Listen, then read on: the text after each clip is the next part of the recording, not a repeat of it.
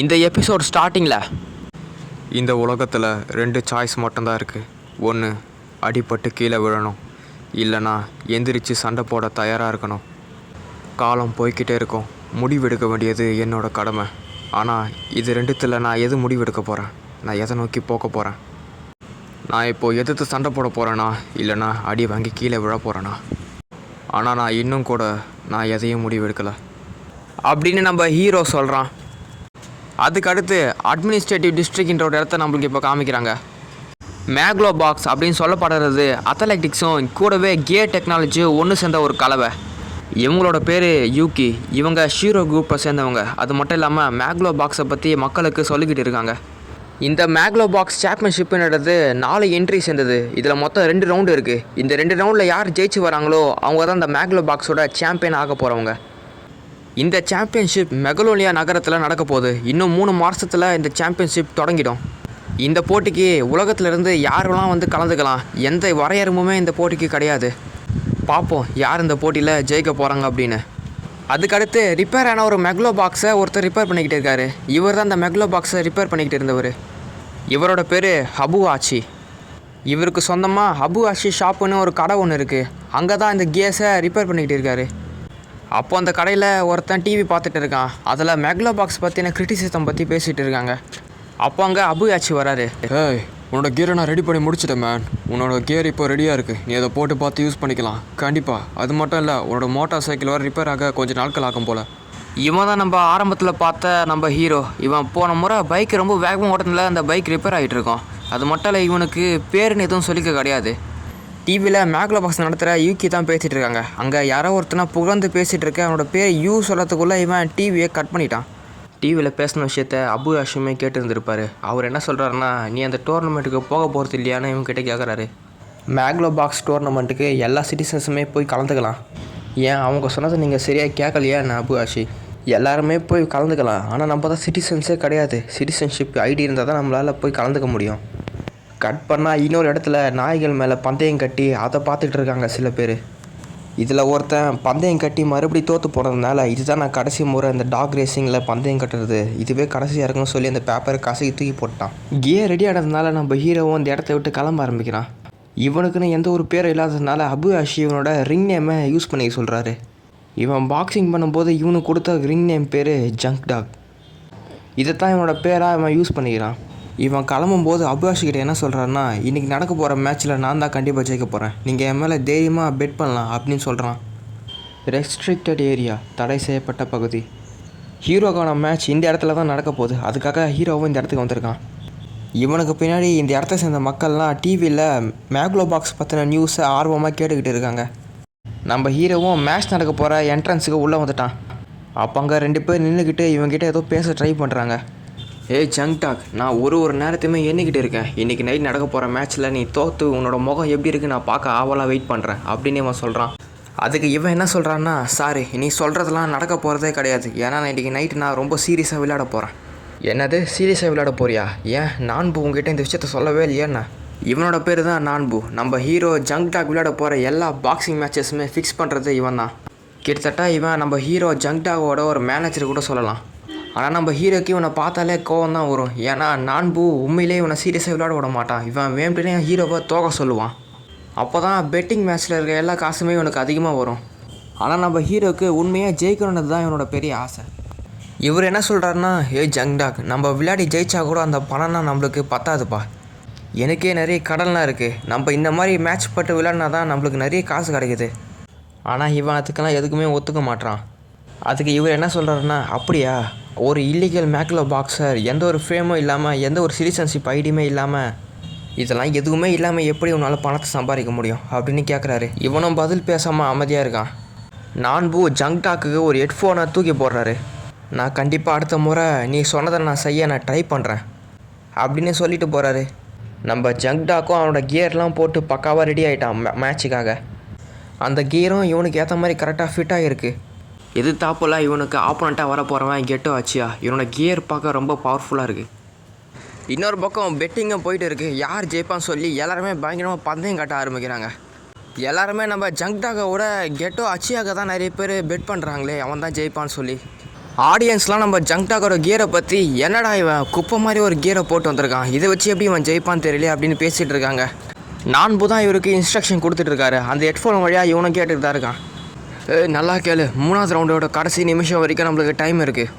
அதனால் முதல் ரவுண்டில் நீ லீடிங்காக இருக்கலாம். கொஞ்ச நேரம் டைம் ஆக்கி இந்த மேட்ச்சை நம்ம ட்ராப் பண்ணி முடிச்சிடலாம், புரிஞ்சுதா அப்படின்னு சொல்கிறாரு. ரிங் அடிச்சிட்டாங்க. முதல் ரவுண்டு ஆரம்பிக்குது. 2 பேருமே பாக்ஸிங் ரிங்கோட சென்டருக்கு வந்துட்டாங்க.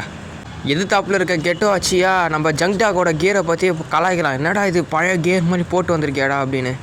முதல் பஞ்சு நம்ம ஹீரோக்கு ஜாப் அடிக்கிறான். ஜாப் அடிச்சிட்ட பிறகு திருப்பி கிராஸ் அடிக்க ட்ரை பண்ணுறான். அவன் கிராஸ் அடிக்கும்போது அவனோட கியரோட முழு சக்தி யூஸ் பண்ணுறான். அப்படியே அவன் அந்த பவரை யூஸ் பண்ணும்போது ரொம்ப சக்தி வாய்ந்ததாக இருக்குது அந்த கிராஸு. நல்ல வழியாக ஜங்க் டாக் அந்த பஞ்சை அவன் பிளாக் பண்ணிட்டான். பட்டிருந்தா அப்போயே அவன் நாக் ஆகிட்டு இருப்பான். இவன் நினைக்கிறானா, என்ன நான் முதல்ல எடுத்த உடனே அவனை லீடிங்கை விடுவோன்னு நினச்சியா, அதுக்கு வாய்ப்பே கிடையாது அப்படின்னு சொல்கிறான். ஜங்க் டாக்கை லீட் எடுத்து அடிக்க விடாமல் இவன் தொடர்ச்சியாக இவன் பஞ்ச் பண்ணிக்கிட்டே இருக்கான். அவனை இவனும் டிஃபென்ஸ்லேயே இருக்கிறான். இவன் அட்டாக்கே பண்ண மாட்டேங்கிறான். நான்பு இவன் என்ன நினச்சாருனா, இவன் பொறுமையாக தான் ஸ்டார்ட் பண்ணுவான், ஆரம்பத்தில் அடிக்க மாட்டான்னு நினச்சாரு. ஆனால் இவனை பார்த்தா ஆரம்பத்திலே இவனை போட்டு பயங்கரமாக அடிக்க ஆரம்பிக்கிறான். அதனால் பிளானை சேஞ்ச் பண்ணிடலாம் அப்படின்னு சொல்கிறாரு. நீ முன்னாடி போய் அவனை புஷ் பண்ணி அப்புறம் அடிக்க ஆரம்பின்னு நான்பு இவனுக்கு ஒரு பிளானை சொல்கிறாரு. இவன் அதுக்கு ஏற்ற மாதிரியே ஃபார்வர்ட் பொசிஷனில் வரான். அப்போது ஆப்போனண்ட்டே இவன் அடிக்க வர அந்த பஞ்சை இவன் பேரி பிளாக் மூலிமா இவன் டிஃபென்ஸ் பண்ணிட்டான். அதுக்கப்புறமா அவன் ரைட் சைடில் ஸ்லிப் ஆகி இவன் கிராஸ் பஞ்ச் கொடுக்க ட்ரை பண்ணுறான். அப்படி இவன் பஞ்ச் பண்ணதில் ஆப்போனண்ட்டான கெட்டோ வச்சு அவன் மறந்து போயிட்டான். என்னடா இவன் இவ்வளோ மோசமாக அடிக்கிறானே அப்படின்னு. அதுக்கப்புறம் இவன் கீழே குடிஞ்சு இவன் முழு பவரை யூஸ் பண்ணி அப்பர் கட் கொடுக்க ட்ரை பண்ணுறான். இவனுக்கு கண்மொழியெலாம் பிதுங்கி போயிடுது. இவன் அப்பர் கட் கொடுக்கறதுக்குள்ளே ஒரு ரவுண்டு முடிஞ்சு போயிடுச்சு. அதனால் ரிங் அடிச்சிட்டாங்க. இவனும் அப்படியே ஸ்டாப் பண்ணிட்டான்.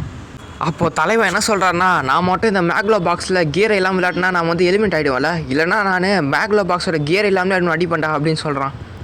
ரவுண்டு முடிஞ்சு இவங்க ரெஸ்ட் டைமில் கார்னர் வந்துட்ட போது நான்பு இவனோட கியர் சிப்பை மாற்றுறாரு. அது புகஞ்சிட்டு இருக்கு இவன் அடிச்ச பஞ்சில்.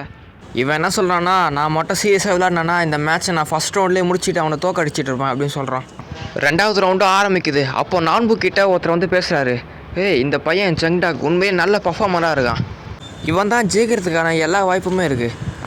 அப்போது நான்பு கையில் பார்த்தா நம்ம ஜங்க் டாக் மேலே ஒரு பெட் கட்டாமல் கெட்டோ அச்சியா மேலே தான் இவர் பெட் கட்டியிருக்காரு. அப்புறம் நான்பு கிட்ட பேசிகிட்டு இருந்தவர் இன்னொன்று சொல்கிறாரு. அவன் இந்த மாதிரி ஒரு குப்பை மாதிரியான கீரை தூக்கி போட்டுட்டு அவன் மேக்லோ பாக்ஸ் வந்தானா அவன் நிலமே வேறு மாதிரி அப்படின்னு சொல்கிறாரு. மெகலோனெல்லாம் நீங்கள் என்ட்ரு ஆகி இந்த மேக்லோ பாக்ஸில் ஜெயிச்சிங்கன்னா இதில் ஜெயிக்க போகிற ப்ரைஸு நீங்கள் நினச்சி பார்க்க முடியாத அளவுக்கு இதுக்கான ப்ரைஸ் அமௌண்ட் இருக்கும். இந்த பணம் போதும் இந்த இடத்த விட்டு நீங்கள் இன்னொரு இடத்துக்கு போகிறதுக்கு. உங்களோட லைஃபே வேறு பாதைக்கு போயிடும். நீங்கள் உங்களோட லைஃப்பை ஜாலியாக என்ஜாய் பண்ணலாம். அதுக்கு இவர் என்ன சொல்கிறாருன்னா, எங்களை மாதிரி ஆளுங்களுக்கெல்லாம் சூரிய ஒளி கூட எங்கள் மேலே படாது. அப்படி இருக்கும்போது எங்களுக்கு இந்த மாதிரி ஆப்பர்ச்சுனிட்டிலாம் எங்கேன்னு வரப்போகுது. அப்படியே பேசிகிட்டு இருக்கும்போதே 3வது ரவுண்டு ஆரம்பிச்சிடுச்சு. நான்பு என்ன சொல்கிறாருன்னா, இந்த 3வது ரவுண்டு முடிய இன்னும் சில நிமிஷங்கள் தான் இருக்குது. இப்போது இந்த 3rd ரவுண்டில் நீ தோற்று போகிறான்னா உன் மேலே எந்த ஒரு கெட்ட இமேஜும் ரிஃப்ளெக்ட் ஆகாது. உனக்கு புரிஞ்சிருக்குன்னு நினைக்கிறேன் அப்படின்னு நான்பு சொல்கிறாரு. நான்பு சொன்னதுனால இவன் பஞ்சு வாங்கி இவனாகவே இவன் தோற்று போயிட்டான் அந்த மேட்ச்சில். இல்லைனா அவன் கண்டிப்பாக ஜெயிச்சிருப்பான் தான்.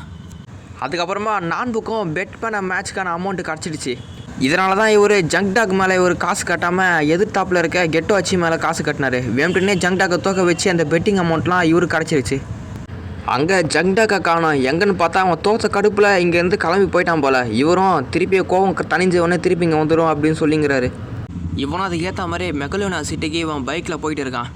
அங்கே மேலே பார்த்தா போர்டில் ரோடு ஒன்றும் கன்ஸ்ட்ரக்ஷனில் தான் இருக்குது அப்படின்னு போட்டிருக்கு. இங்கே இந்த ரோடு பக்கத்துலேயே மெகலோனா டோம் ஸ்டேடியத்தை கட்டிக்கிட்டு இருக்காங்க. இன்னும் 91 நாள் இருக்குது இந்த மெகலோனா டோம் கட்டி முடிக்க. இதை ஷிரோட்டோ கன்ஸ்ட்ரக்ஷன் தான் அதை கட்டிக்கிட்டு இருக்காங்க. ஷிரோட்டோ கம்பெனியோட சிஇஓ யூகி தான் இந்த எப்படி வேலை நடக்குதுன்னு இங்கே பார்க்க வந்திருக்காங்க. இவங்களுக்கு பக்கத்துலேயே யூரின்னு ஒருத்தருக்கான். இவன் தான் மேக்லோ பாக்ஸ்லேயே ஒரு தலைச்சிறந்த ஒரு பிளேயர். இவன் யூகியே ஓனர்னு சொல்லி தான் கூப்பிட்றான். ஏன்னா இவனுக்கு ஓனரே யூகி தான். அப்போ கோபத்தில் வேகமாக வண்டி ஓட்டிகிட்டு போயிட்டு இருந்த நம்ம ஜங்க் டாக்கு யூகி மேலேயே மோத வந்துட்டான். அப்போ இவன் அங்கே கன்ஸ்ட்ரக்ஷன் மெட்டீரியல் மேலே பட்டு இவன் கீழே விழுந்து கிடக்கான். யூரியோ அவங்க ஓனருக்கு என்ன ஆச்சுன்னு பார்க்க வரான். அவங்களுக்கு எதுவும் இல்லை, அவங்க நல்லா தான் இருக்காங்க. இவங்களும் ஜங்க் டாக்கிட்ட சாரிப்பா நான் தான் குறுக்கில் வந்துட்டேன் என்ன மன்னிச்சிட்டு சொல்கிறாங்க. இவனும் கோவத்தில் என்னென்ன கொல்ல பார்க்குறீங்களா அப்படின்னு சொல்கிறான். அவங்க அதுக்கு இது ப்ரைவேட் ப்ராப்பர்ட்டி, இன்னும் ரோடே கன்ஸ்ட்ரக்ஷனில் தான் இருக்குது, நீங்கள் வந்தது உங்கள் தப்பு தான் அப்படின்னு இவங்க சொல்கிறாங்க. அப்போ இவங்க காடை காமிச்சு உங்களுக்கு எதாவது அடிப்பட்டு இருந்ததுன்னா நான் உங்களுக்கான அமௌண்ட்டை செட்டில் பண்ணிடுறேன் அப்படின்னு சொல்கிறாங்க. ஆனால் அந்த காடை இவன் உதறி தள்ளிட்டான். ஓனர் கொடுக்கும்போதே இவன் காடை அடித்து தரதுனால இவருக்கு கோபம் வந்துடுச்சு. எப்படிடா நீ என்னோடய ஓனர் கையை தட்டி விடுவேன்னு. அப்போ ஜங்டாக் இவங்கள பார்த்து என்ன சொல்கிறேன்னா, நீ என்ன இந்த மெக்லோனியாவே மாற்ற ட்ரை பண்ணுறியா? அதுக்கு வாய்ப்பே கிடையாது, நீ ஒரு முட்டாள், நீ பண்ணுற விஷயங்கள் எல்லாமே முட்டாள்தனமானது அப்படின்னு சொல்கிறான். யூரிக்கு இன்னும் கோவம் அதிகமாகிடுச்சு. எப்பட்றா எங்கள் மோனரே பார்த்து இப்படி சொல்லுவேன்னு இவனும் சண்டைக்கு வரான். இவனும் அது எதுக்கும் பயப்படல, நீயே எனக்கு சொல்லித்தர வரியா, வா பார்த்தல அப்படின்னு இவனும் சண்டைக்கு ரெடியாக வரான். 2 பேரும் எதிரில் பாக்ஸிங் ஃபோர்ஸில் ரெடியாக இருக்கானுங்க. அதுலேயும் ஜங்டாக் வேறு, நான் இருக்கிற கோபத்துக்கு யாராக இருந்தாலும் அடித்து போட்டுறோம்டா அப்படின்னு இருக்கான். அப்போ யூரி வேறு தேவையில்லாமல் உன்ன மாதிரி நாய்க்கெல்லாம் நீங்களாம் அமைதியாக தாண்டா இருக்கணும் அப்படின்னு சொல்லிடுறான். அப்புறம் ஓனர் யூகி கூப்பிட்றதுனால யூரியும் அமைதியாக போயிடுறான். போகும்போது ஜங்டாக்கு, யார் உண்மையான டாகு, நீ ஓனர் சொல்கிற மாதிரி நல்லா ட்ரைன் பண்ணியிருக்க, அவங்க கூப்பிடும்போது போறிய அப்படின்னு சொல்கிறான். அடுத்த நாள் காலையில் மறுபடியும் இன்னொரு மேட்ச்சுக்கு வந்துட்டான் ஜங்டாக்கு. அப்போது எதிர்த்தாப்பில் ஒரு ஆப்போனண்ட்டு வேறு ரொம்ப லேட் பண்ணுறான், வரவே மாட்டேங்கிறான். அப்போது யாரோ ஒருத்தர் இவங்களை மேலே இருந்து பார்த்துட்டு இருக்காங்க. அப்போ அந்த இடத்துக்கு சண்டை போட வேறு யாராவது வந்திருக்காரு. அப்போது அந்த ஜட்ஜு அவனை பார்த்துட்டு, என்னது நீங்களா அங்கே வந்திருக்கீங்க அப்படின்னு இவர் ஆச்சரியப்படுறாரு. யாரான்னு பார்த்தா நேற்று சண்டைக்கு வந்து யூரி தான் வந்திருக்கான். நேற்று விட்டுட்டு போன கணக்கை இப்போ முடிச்சுக்கலாம் அப்படின்னு சொல்லி இவன் நேராகவே இங்கே உனக்கு சண்டை போட வந்திருக்கான். நான் புல்லாம் பயப்படுறாரு. ஐயோ இவன் வந்துட்டானா, இவன் வந்தால் தான் ஆகிட போது சொல்லி அவன்கிட்ட கேட்க ஆரம்பிக்கிறாரு. அவனோட மேக்லோ கியரு ரொம்ப அட்வான்ஸாக இருக்குது. அது ஹீரோயிட்டோட மேக்லோ பாக்ஸ் கியரு, அவனோட உடம்பாக ஒட்டி இருக்காது. யூரி, நேற்று மாதிரி இன்றைக்கி என்னை யாரும் ஸ்டாப் பண்ண முடியாது அப்படின்னு சொல்கிறான். நான்புவோ இது நடக்கக்கூடாது அப்படின்னு சொல்லி இவர் பயந்துட்டு இருக்காரு. நான்புவோ இந்த மேட்ச் நடக்க எடுக்காமல் இருக்க யூரிக்கிட்ட கெஞ்சிட்டு இருக்காரு. எங்களை மன்னிச்சிடுங்க, நீ இவ்வளோ பெரிய ஆள், நீங்கள் போய் இங்கே வந்து சண்டை போடலாம் அப்படின்னு சொல்லிட்டு இருக்காரு. அப்போ ஜங்குடாகு நம்ம நான்போட மூக்கிலே குத்தி, என்னை மன்னிச்சிடு, ஆனால் நான் இவரை சண்டை போட்டு தான் ஆகணும் அப்படின்னு சொல்லிடுறான். 2 பேரும் சண்டைக்கு தயாராக இருக்காங்க. யார் ஜெயிப்பாங்கன்னு அடுத்த எபிசோடில் நம்ம பார்க்கலாம். அது வரைக்கும் பாய். சப்ஸ்கிரைப் பண்ணாதவங்க சப்ஸ்கிரைப் பண்ணிக்கோங்க கைஸ்.